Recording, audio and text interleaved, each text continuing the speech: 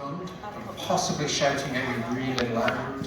Sorry, I can't tell. Just wave if I do that thing where I wander away and sort of frown at me, and hopefully I'll get back on course. Yes, it worked. Great. Just a quick introduction to the fund. I know many of you will be familiar with us, but the fund is the largest source of funding for community projects across the UK. We're the largest distributor of the contributions that national lottery players make. About £600 million a year we award nationally. What that worked out locally last year in Burnley, Pendle and Rosendale was 46 grants of a total value of about 1.2 million. Good cause. It's not as much as it sounds. I wish it were more, but it is good. It is good, and we're all very grateful to lottery players and all those who actually deliver the projects above all. About 40 of those are our smaller and simpler awards for all grants, and if you're new to funding, that might be the first place to look at. Very simple and straightforward, very broad range of things that we fund. About 6 of those 46 grants were our much larger Reaching Communities grants, and as the funding officer for East Lancs, I manage those across Burnley, Pendle, Rosendale and Hyndburn, and I pick up 1 or 2 from elsewhere, Waifs and Strays, now and again as well. I don't really work on the awards for all one because it's a very straightforward national programme, but I'm happy to answer any questions on that.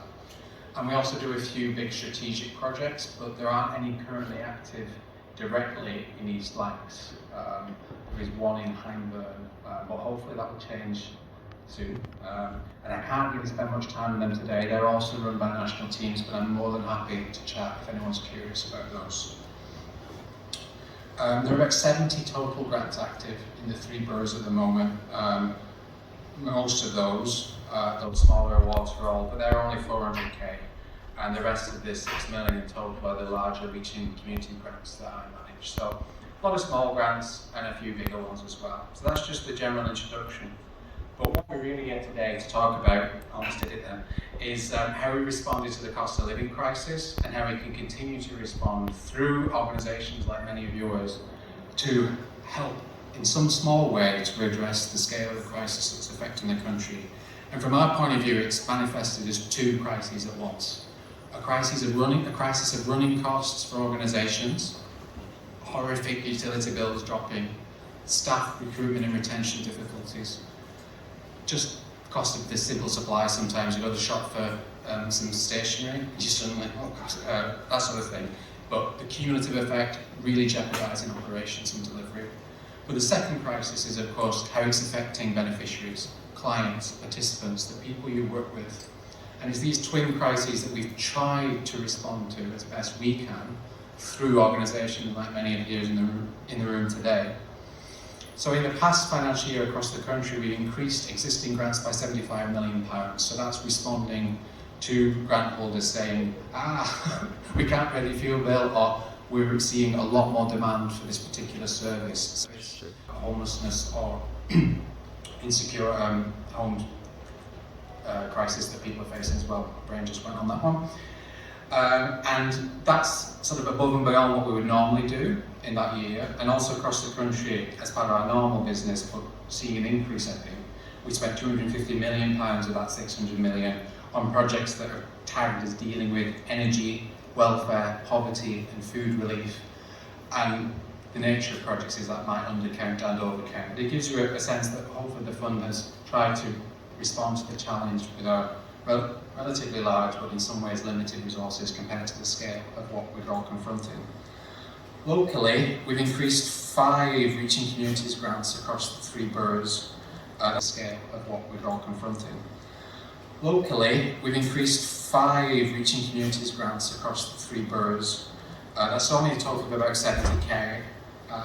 We've also distributed money separate to the lottery money that we get from the Department for Culture, Media and Sport.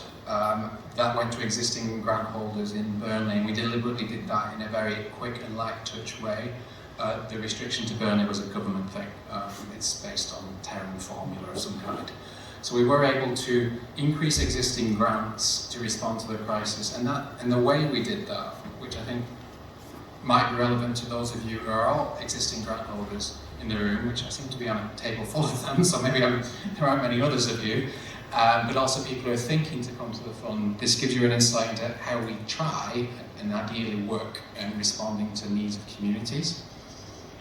So when we did some of those uplifts I mentioned on the previous slide, the key way along of it was that some of our grant holders came to us. They got my email address. We try and develop a conversational relationship. I live and work here. I'm based in Burnley, so I just pop out and chat to people if they're struggling. We try and make it so that people come to us early with that, because we understand you don't really want to tell a funder that you're struggling. I used to work for a charity for about 10 years, writing grants and bids and stuff, and I would have been very shy. But the fund is a lot better than it used to be for that. It's a lot more, hopefully, close to the grassroots, or at least we try to. Do let me know if you think we're not. I'll circulate my details through Carol. Cheers. And I am keen for anyone to have a chat with me, so do feedback on that. So a few grant holders came to us and said, specifically, we've got for this emergency support line is ringing off the hook and we can't staff it. So two different sorts of demand there that came to us. We've got our running costs are an issue and we're facing additional demand because of the cost of living crisis. And some of it just came up naturally. We do monitor grants and ask you to report, and sometimes people report back saying we've spent way more on this than we expected. Another way we do it is I try and keep in touch with events like this, chatting to people, particularly here in Rosendale. I was chatting to Jackie and Steph, who I'm sure many of you know are probably in the room somewhere, sorry. And I was just asking them about, how are these getting along? I've not met them yet. And they said, they're really, really busy. They're too busy. You should talk to them first. And so it bumped up the list. So we try and do it like that. And then I spoke to that grant holder and we managed to get them substantial additional resources to deliver food and fuel poverty related intervention. And when we were doing this, you didn't have to submit a new bid. We try and make everything as simple as possible in the way we do stuff generally, but we recognise we're not that great at that when you're doing a bid in the second stage. But when it comes to these uplifts in response to the crisis, we did just try and do it very quickly as far as possible. And I think we did okay. And as I mentioned, there's two types of things we did. We increased just the cost of the existing grant. Your rent's gone up. We can help with that sometimes. And we also funded extra activity, but only when it was responding to the needs of the cost of living crisis. It wasn't like a wish list, like, we want to do more of this. Unfortunately, we can't fund everything. We were successful in getting all the requests in this neck of the woods through, but it isn't guaranteed. And over time, there was a bit of concern that we just couldn't uplift as much as we feared everyone would come in. And I think it's to the credit and sometimes the downfall of the sector that people just made it work in a lot of charities. They stretched stuff. Volunteers put in more, staff work more than their hours, even when those hours have been reduced in some cases. So we're conscious that we did a little bit, but not really anything commensurate with what was done, and whether that was enough to really tackle the crisis, and of course it's probably beyond our means. Also I would say that the cost of living crisis has informed how we intend to go forward as well. While it started emerging, we were ourselves consulting widely on our new strategy, which is going to take us to 2030 and is going to influence all the business of the fund across all its different products. There aren't going to be any immediate changes, but it is going to start to filter through. And I'm going to just dwell on a little bit of what our new priorities are. They are not replacing the ones that are currently on our website if you're looking at funding, but they are a little more specific, and I would think that many of those would also help address the cost of living crisis as well.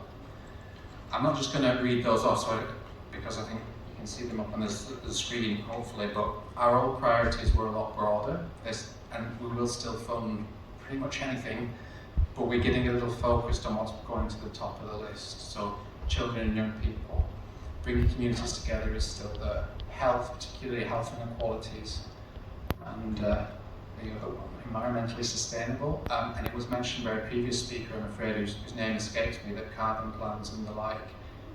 Yeah, Mary Lynette and sorry, I can't remember. I'm sorry, Darren, yes. It does actually, we have a section of that, we do take it into account, we do encourage it. It's very rarely something that will cause us not to fund a project where that's not the key focus, But yeah, we are a funder who is pushing in that direction, is encouraging it. We also generally don't have as many environmental projects as you might expect in Lancashire, so that's just a useful note I think I'll add as well. I mentioned these earlier. We have basically 3 types of product you can come to, types of program, fund, whatever you want to call it. The details are on our website. My information is going to be circulated, so if you have any questions on those, you can ask me now for finishing time, which I'm planning to, for questions, but also in the networking lunch afterwards, after the event's over, through email. Just come and ask me any questions. If you look at it and think, I don't know, is that for me? Then please do try and chase it up with me. I can't tell you a lot about Awards for All or our strategic programs. In part, that's because Awards for All is designed, you just give it a go. And you'll get a yes or a no within 12 weeks, and you'll get pretty good feedback as well if it's a no, and then you can just try again. So that would be my recommendation, try it with Awards for All. But if you're thinking of something bigger, please do come on. If you are thinking of bidding for a cost of living crisis related grant, something to address the issues that have come up, just a cautionary note on the sort of things we're looking for, and whether in some cases I think we're not the best funder for certain types of things. So specifically, we generally, with some exceptions, have rules against cash handling, and there's a very strong argument that helping people struggle with the cost of living, the best way is to give them cash. Similarly, the best way to deal with homelessness is housing first. These are common sort of jargon terms in the interventions that address them. We're not very good for that. We don't really like cash handling. We don't like to give grants to organisations who then give grants to someone else. And we have strict rules against individual gain versus public benefit. So that can make us a bit tricky. We do fund organisations like food banks, but we are better to come to fund for the wraparound support for the staff, for something a bit more, particularly if it can help prevent issues before they come up. I'm not saying we don't fund stuff that is closer to crisis response.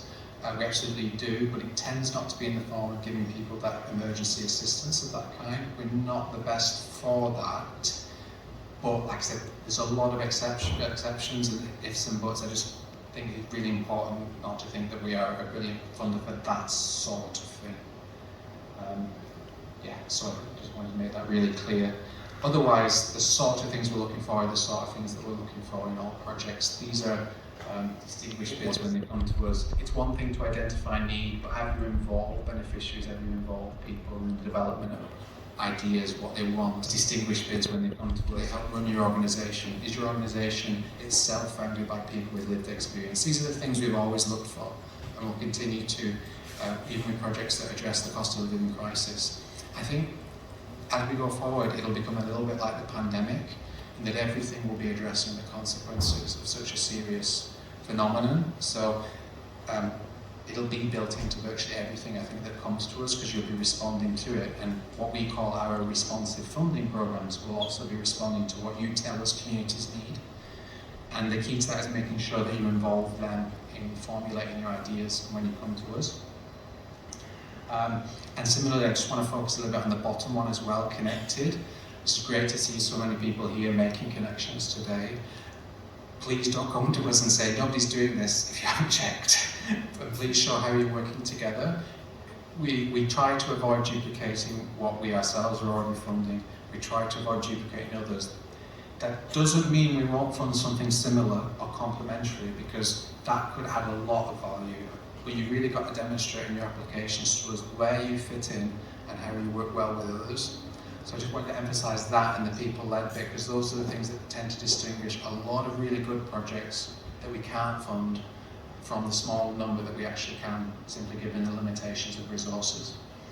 But that's business as usual for us. Those have always been things we look for. And basically, actually, that's it. I just wanted to do a really quick little tour around. I think I've got 5 minutes maximum for questions. I'm conscious that lunch is coming. I'm circulating that, as I mentioned, hopefully through BPRCVS.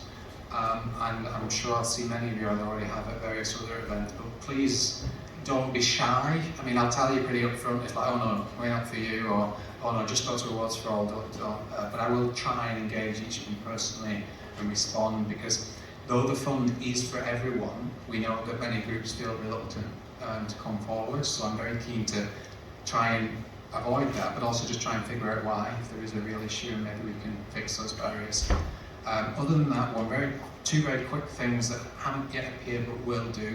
From the autumn, we will be increasing our National Lottery Awards for all. Currently, it's up to 10k for 1 year, 20k for 2 years. I don't have any more details, but I imagine that could affect some of your decision making. Next month, we'll be launching a new strategic program I know virtually nothing about, but it'll be about connecting people to make change, which is so broad that potentially a lot of organisations will be interested. As a strategic program, it'll be big, a little bit complicated, but it could be open to organisations that otherwise may have exhausted funding with other programmes like Reaching Communities, our main flagship general programme, which I work on.